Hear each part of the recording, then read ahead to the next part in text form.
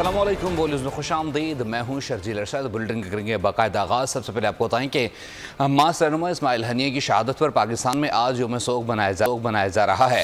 وزیر اعظم کی زیر صدارت فلسطین پر اسرائیلی مظالم پر حکومتی اتحاد جماعتوں کا مشاورتی اجلاس۔ حکومت اور اتحادی جماعتوں کا آج پاکستان بھر میں یوم سوگ منانے کا فیصلہ۔ شرکا کا مشترکہ طور پر فلسطین میں 9 ماہ سے نہتے لوگوں پر اسرائیلی ظلم و بربریت پر غم و غصے کا اظہار۔ وزیر اعظم کا کہنا تھا کہ نیتن یاہو اور اس کی فوج کھلے عام درندگی کر رہی ہے۔ بین الاقوامی قوانین کو پاؤں تلے روندا گیا، کسی چیز کا لحاظ نہیں کیا گیا۔ وزیر اعظم شہباز شریف کا اسماعیل ہنیہ کی شہادت پر شدید رد عمل۔ اتحادی جماعتوں کے پارلیمنٹیرین سے گفتگو میں وزیر اعظم شہباز شریف کا کہنا تھا کہ اس طرح کی صفاقی پہلے کبھی نہیں دیکھی گئی۔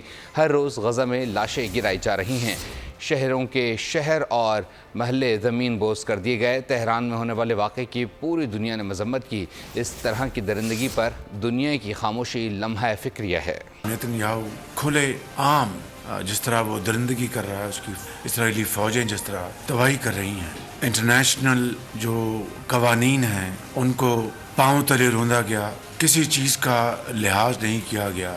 سمجھتا ہوں کہ یہ انتہا پسندی، یہ دہشت گردی، اس کی جتنی بھی شدید الفاظ میں مذمت کی جائے وہ کم ہوگی۔ اس طرح کی صفاقی شاید دیکھتی آنکھ نے پہلے کبھی نہیں دیکھی۔ ہر روز غزہ میں لاشیں گرائی جا رہی ہیں، شہروں کے شہر اور محلوں کے محلے ان کو زمین بوس کر دیا گیا ہے۔ تہران میں جو واقعہ ہوا، میں سمجھتا ہوں کہ پوری دنیا نے اس کی شدید ترین الفاظ میں مذمت کی ہے۔ اس طرح کی درندگی کی جا رہی ہو اور دنیا خاموش ہو، میں سمجھتا ہوں کہ یہ ایک لمحہ فکریہ ہے۔